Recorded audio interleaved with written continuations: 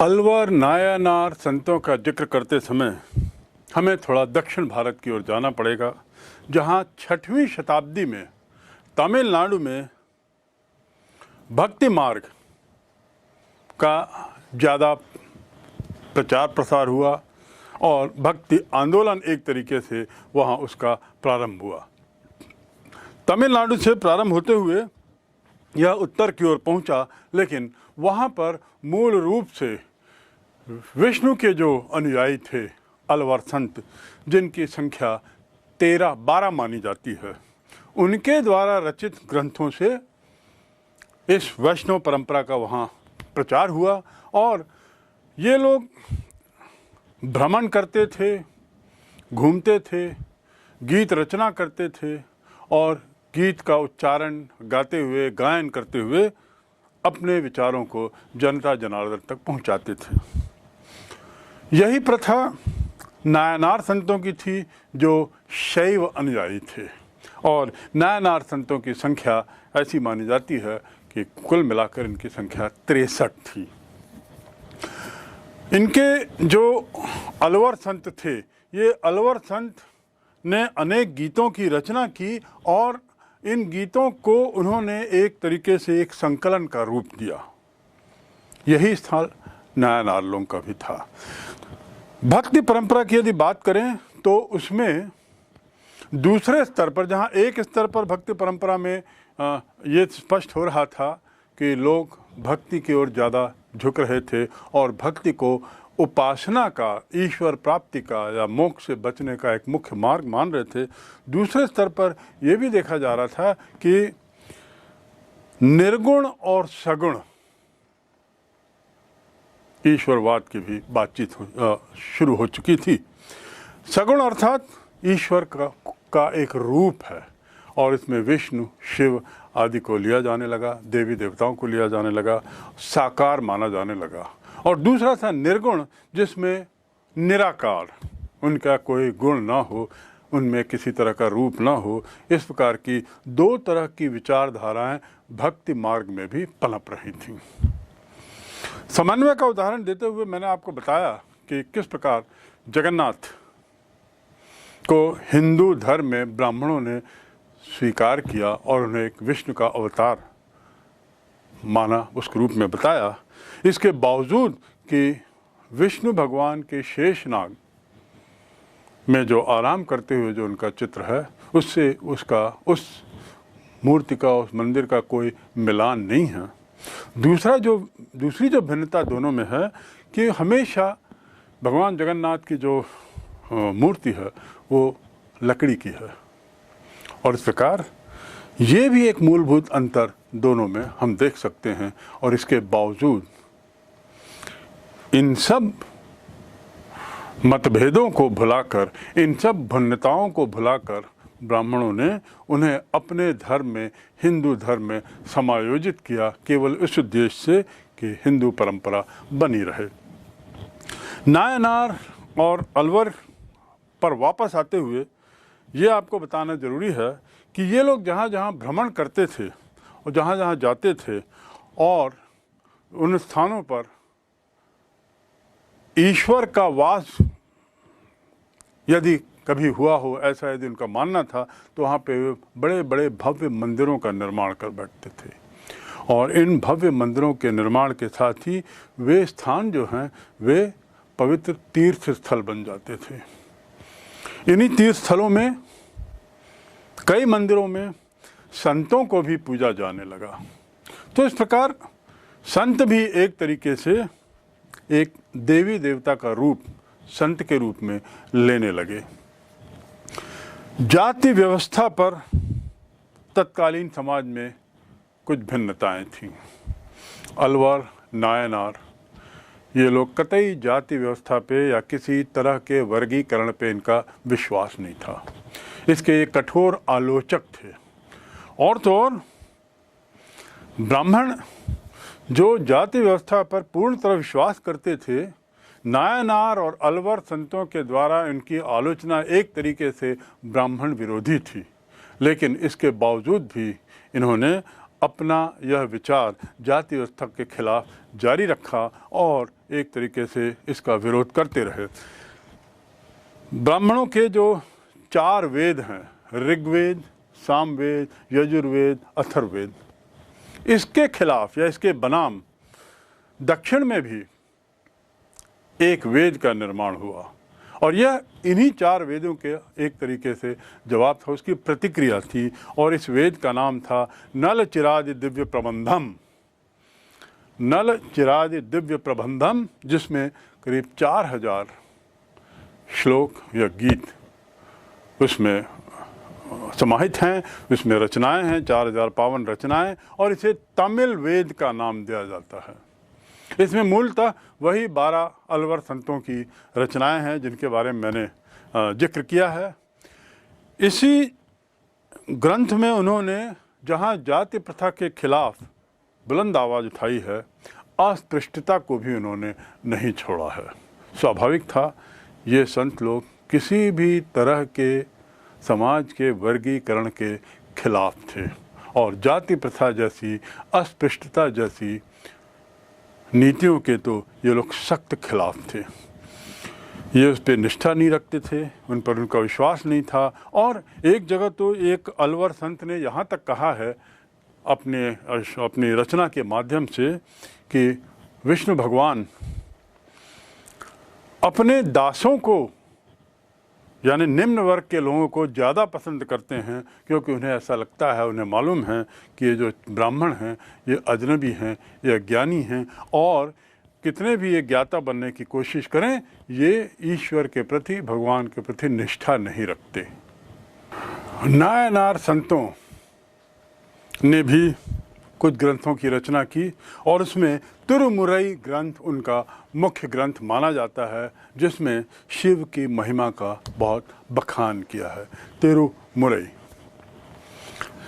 इस काल में एक बहुत महत्वपूर्ण बात देखी गई, जहां ब्राह्मणिक वैदिक परंपरा में केवल ब्राह्मण, और वह ब्राह्मणों में भी केवल पुरुष लोगों का ही धार्मिक अनुष्ठानों में, धार्मिक कार्यक्रमों में वर्चस्व था और पूजा पाठ में पुरुषों का स्थान रहता था।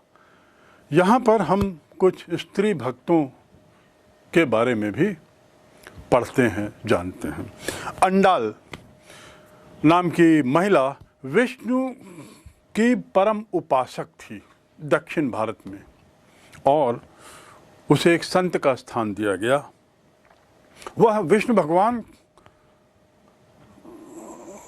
के साथ अपने संबंधों को प्रेमिका के रूप में देखती थी और तदनुसार उसने गीतों की रचना की और बहुत सारी रचनाओं में प्रेम भाव को छंद रूप में उसने दिया है। जैसे अंडल अलवर संतों में मानी जाती है, ऐसी नायनार संतों में करेक्कर अमैयार नायनार महिला संत थी।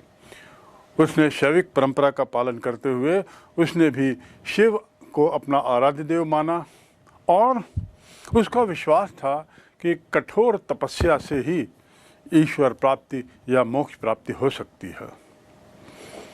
इस मामले में अंडाल से उसका विचार थोड़ा भिन्न था, लेकिन दोनों में समानता ये थी कि दोनों सामाजिक कर्तव्यों का परित्याग करने में कतई नहीं चूके। उन्होंने अपनी सारी सामाजिक जिम्मेदारियों को एक तरफ रख दिया और उसके साथ ही उन्होंने माना कि हम में से कि भिक्षुणी, यदि हम सामाजिक व्यवस्था को त्याग रहे हैं तो इसका अर्थ हम भिक्षुणी बने या किसी ऐसे जो वैकल्पिक व्यवस्था है उसका हिस्सा बने, ये दोनों को कतई बर्दाश्त नहीं था। इन दोनों ने अपने स्वयं के जीवन पद्धति से और अपने स्वयं के रचनाओं से ब्राह्मणवाद की इस चुनौती को स्वीकार किया और जाति व्यवस्था, अस्पृश्यता आदि पर लगातार इन्होंने बुलंदी आवाज़ उठाई। पितृसत्तात्मक आदर्श को लेकर भी, पितृसत्तात्मक आदर्श अर्थात ऐसा परिवार, ऐसी परंपरा जिसमें पिता या पुरुष मुखिया हो, उस पर भी उन्होंने सवाल उठाया। और सवाल ही नहीं उठाया, उन्होंने अपनी जीवन शैली स्वयं की ऐसी बनाई जिसमें इस तरह की विचारधारा को वह खुले रूप में चुनौती देती थी। तो ये तो बातें हुई तत्कालीन संत परंपरा की, तत्कालीन समाज की, जिसमें संतों का भक्ति मार्ग में जो स्थान था। संतों का राज्य के साथ भी क्या संबंध था, यह भी हमें थोड़ा जानना जरूरी है। जिस प्रकार हमें अनेक उदाहरण मिलते हैं, उन उदाहरण से स्पष्ट है कि राजा जो थे, तत्कालीन राजा, ये संतों की मात्र इज्जत ही नहीं करते थे, बल्कि उनको अपने समाज में, अपनी व्यवस्था में उचित स्थान देते थे। यदि हम राजाओं की बात करें तो 6वीं से 9वीं शताब्दी का जो काल है, उस काल में हम उत्तर भारत में, दक्षिण भारत में कई राज्यों के उदय को देखते हैं। और इन राज्यों के उदय के साथ साथ इसके उदाहरण भी अनेक हैं, जिसमें इन राजाओं ने चाहे शैव धर्म, चाहे वैष्णव धर्म, चाहे बुद्ध धर्म, जैन धर्म आदि को अपना वरद हस्त दिया। पल्लव, पांड्यास, इन लोगों के आने के पहले से ही जैन और बौद्ध धर्म वहाँ थे।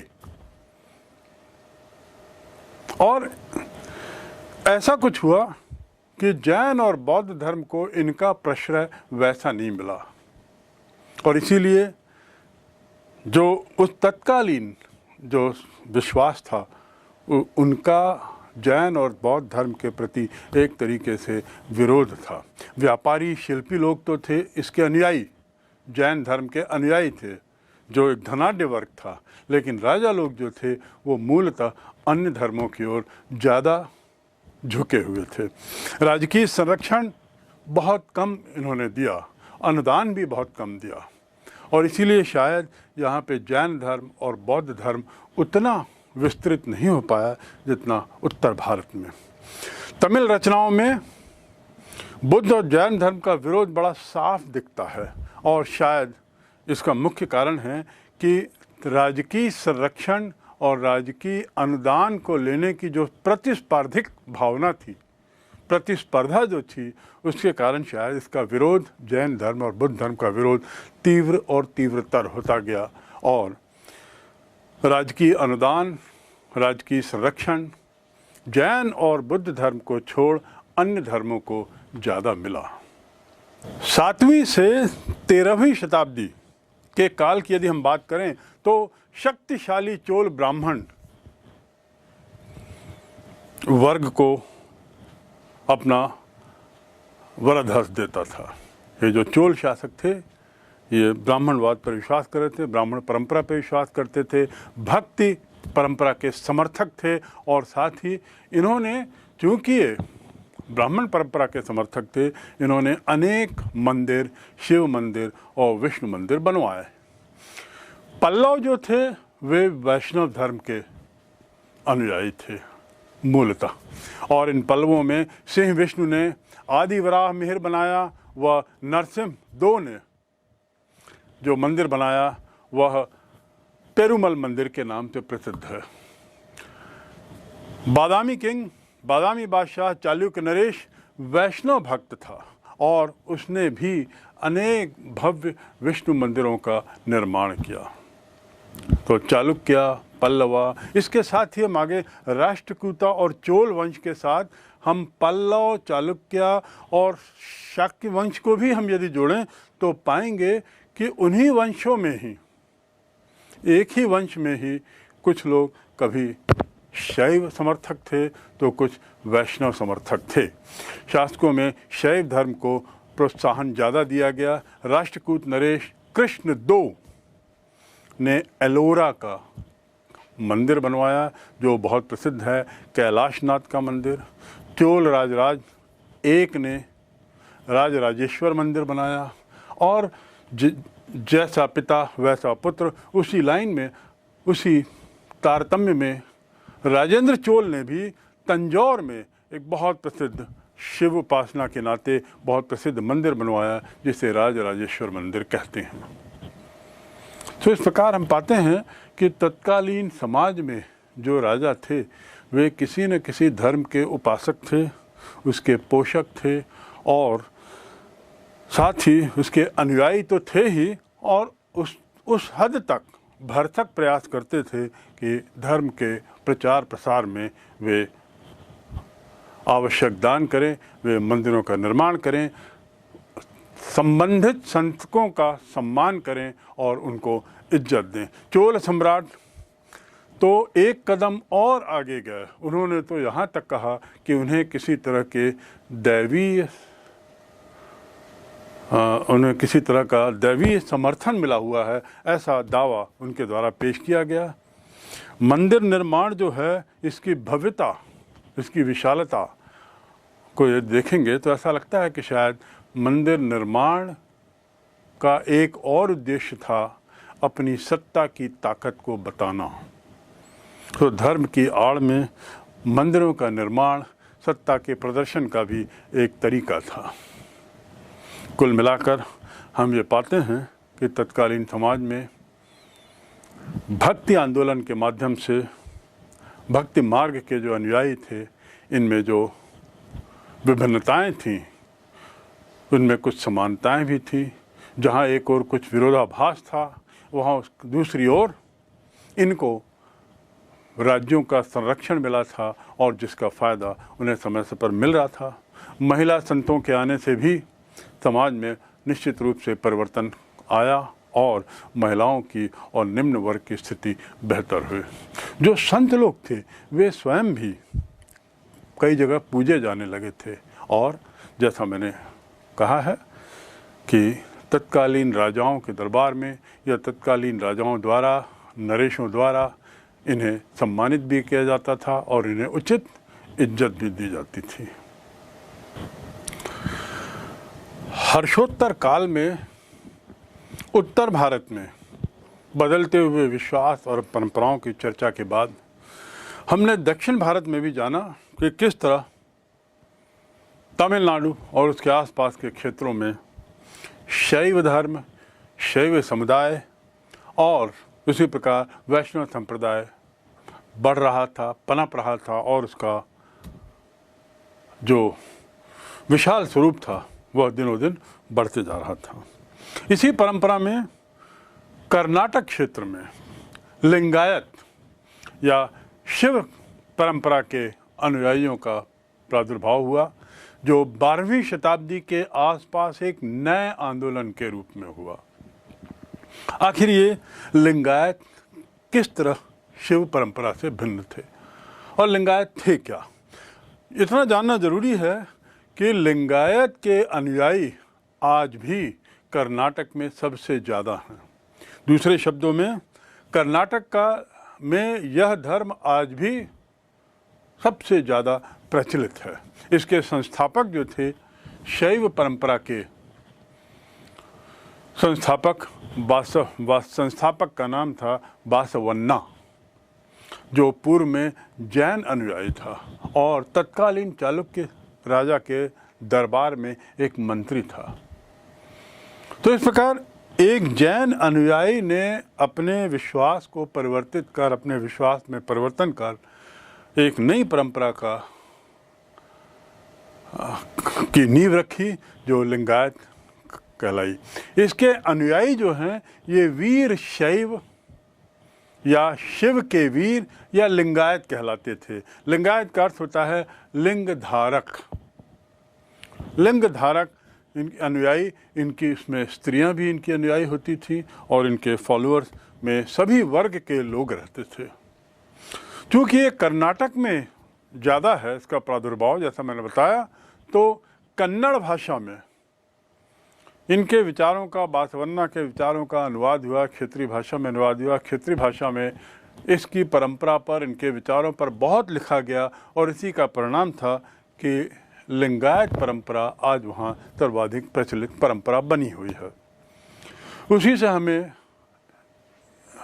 इस परंपरा के बारे में महत्वपूर्ण जानकारियाँ मिलती हैं। उदाहरण के रूप में सर्वप्रथम जानकारी यह है कि यह सर्वाधिक लोकप्रिय था। शिव इसमें आराध्य देव थे इनके, और लिंग के रूप में उपासना होती थी। चांदी के पिटारे में एक छोटा सा लिंग रख दिया जाता था और बाएं कंधे में लेकर उसे पुरुष लोग चलते थे। साथ ही यायावर प्रवृत्ति के जो भिक्षु थे, यायावर यानी एक स्थान से दूसरे स्थान जो घूमते रहते हैं, भिक्षु भिक्षुणी, तो ऐसे जो घुमक्कड़ भिक्षु थे इनका ये लोग बहुत सम्मान करते थे। और संभवतः इसका कारण था जैन परंपरा में भिक्षु संतों का जिस तरीके से सम्मान होता था, शायद यहाँ पर भी उसी का प्रभाव पड़ा होगा। तो इनका विश्वास पुनर्जन्म में नहीं था। इनका ये नहीं मानना था कि जन्म मृत्यु भी ऐसी कोई चीज़ होती है जिसमें और मोक्ष भी होता है। आराध्य देव, उनका ये कहना था कि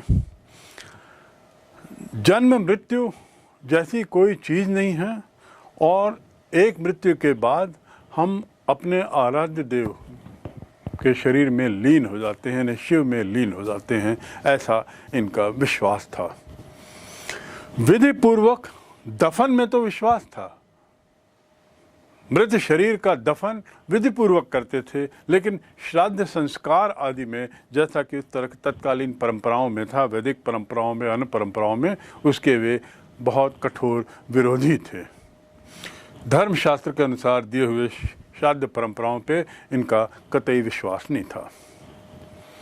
आडंबर, धर्म आधारित विश्वास जो अंधविश्वास के रूप में परिणित हो गया था, धर्म आधारित रीति रिवाज, इस पर भी इनका विश्वास नहीं था। ये इसके सख्त विरोधी थे, इसके खिलाफ थे। परम देव को उनका मानना था कि उनके जो आराध्य देव हैं, परम देव हैं, यानी शिव, जिसके लिंग के रूप में वो पूजा करते थे, उसे पाने के लिए भक्ति मार्ग ही एकमात्र मार्ग है। उसके अलावा ये अनुष्ठान या धार्मिक संस्कार या यज्ञ आदि से ईश्वर को प्राप्त नहीं किया जा सकता। तो इस प्रकार लिंगायत अनुयायी भी भक्ति मार्ग के विश्वास करते थे और उसका उसी परिपाटी में थे जिस परिपाटी में तत्कालीन समाज में उत्तर भारत और दक्षिण भारत में भक्ति मार्ग का विस्तार हो रहा था।